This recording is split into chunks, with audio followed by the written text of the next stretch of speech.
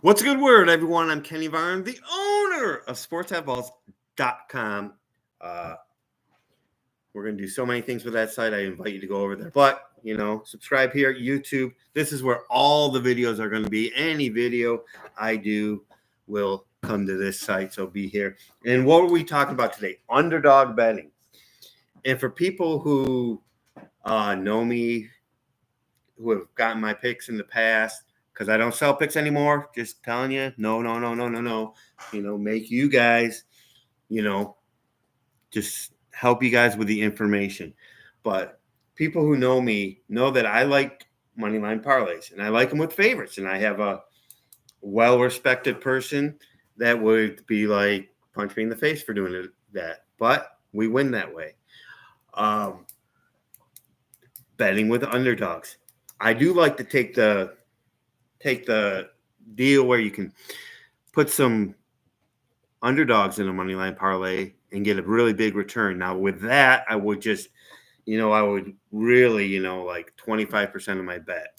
But that's a rare thing. With underdog betting, on how we do it here at SportsBooks.com, is we want to put a portion of our bet on the team, on our underdog to win. And if it's college football, they can even be a 10, 12-point underdog, because we might have enough confidence in them to put a portion on the money line, get a plus 300, 400, 500 if we really think they're going to win. Now, what I don't want to do is put 50-50 on it, because I don't want to have the game right. My team is plus 7, they lose by 4. I had a chance to win the whole time and not make money. If I handicap a game right, I want to come out ahead, and not every game you come out the same amount ahead, but every game that you come out ahead is money in your pocket that's going to allow you to stay in the game, which is the number one priority, is staying in the game. If you're not in the game, you can't win the game. So stay in the game and make more money and make more bets, advantageous bets. So how do you determine how much? It's your confidence in the team. You could say, now we're talking like in football or basketball, where it's a 4, 5, 6, 7, 8, 9-point favorite, but you still think the underdog can win. So it's like, then you go, what do I really think? Do I think the team is going to win? Or do I think they have a 50-50 chance? So this is where things vary. But the key is, say you're betting $100 a game. You're going to bet $100 on this game, but it might be 90 on the point spread and 10%. The other 10 you just put on the money line. When it comes together, it's great. And if it doesn't, you're still going to lose the same amount. Or when you do win plus the points, you're going to lose. You might, the points mattered, which more often than people think, the points don't matter. So you'll win both more often than you chop yourself. It's like, oh, they lost by a field goal at the end. It's well worth it. You still won money on that bet. When you win money on the bet, you celebrate. Now, there might be another one that's a 4-point underdog. You might want to put 25. I don't like going more than 25%, maybe 30%. This is something you want to do now in the summer. It's June right now here.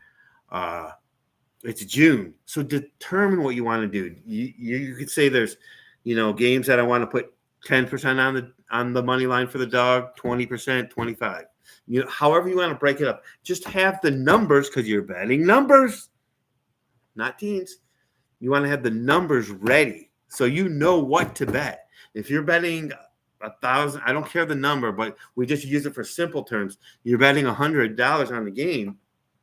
You want to put 80, 90, 70, 80, 75, 80, 90 on the point spread, and then the 25 or 20 or 10 on the money line part of it.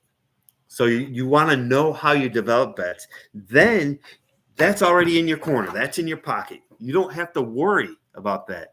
As you're breaking down a game, you don't have to worry about how to divide the game, because you already know how to divide the game, because here in the summer, you set it up that way. Now you know how you're going to do that with basketball. You know how you're going to do that with football. You might think you're like, I know college football a lot better than I might know NBA, but I do still bet the NBA. So you might 25% is on the money line, and then the rest is on the bet. I want to re-emphasize, I don't like to go 50-50. I don't even like to go 60-40 where, I won the point spread. I want it at least be 75-25. I don't even like going 70-30.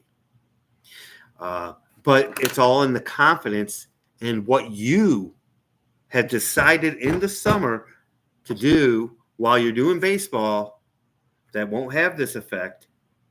How much of that do you want to do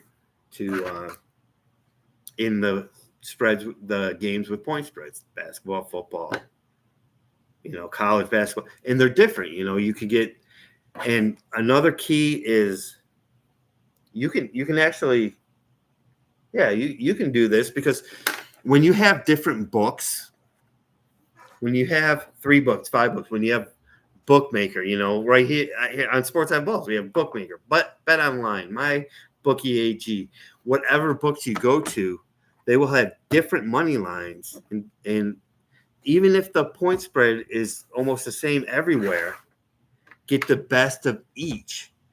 So if it's one book, you bet them plus, plus 6. All right, I got the Ravens plus 6 here, but I'm only getting plus 270.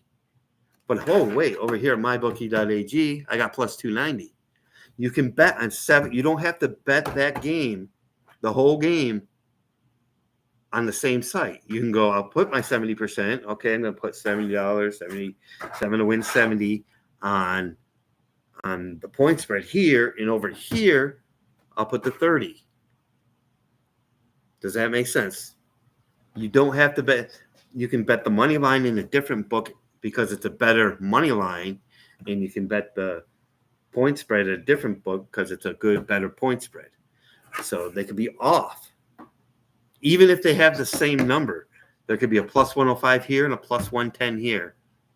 Even though even though the point spread's exactly the same, you could have an extra nickel here, and that will pay off over time. That's why sportsbooks, having multiple sportsbooks are key. But I like the 75, 80, 90% breakdown on the underdog, and then the rest on the money line.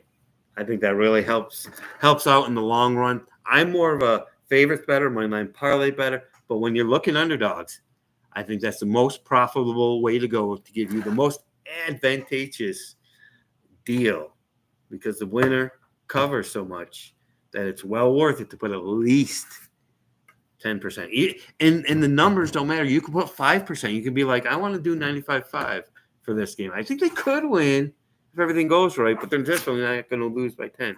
Whatever the case, whatever your thought process comes for the game, make sure to get a little piece of that money line. And I have this thing where if I bet them plus the points, I think they have a chance to win. I'm not one of those that takes the plus 27. So if you're the tiny bit better that takes the huge underdogs, I don't believe it as much. But most people go with like underdogs. They think they can win. The 70, 80, 90% is the best way to go to put the numbers in your favor. And that's what it's all about, betting numbers. So, all right, we'll see you guys in the last video. No. This is the last video of today, maybe not. Who knows? But we'll see you in the next video. And let's make money.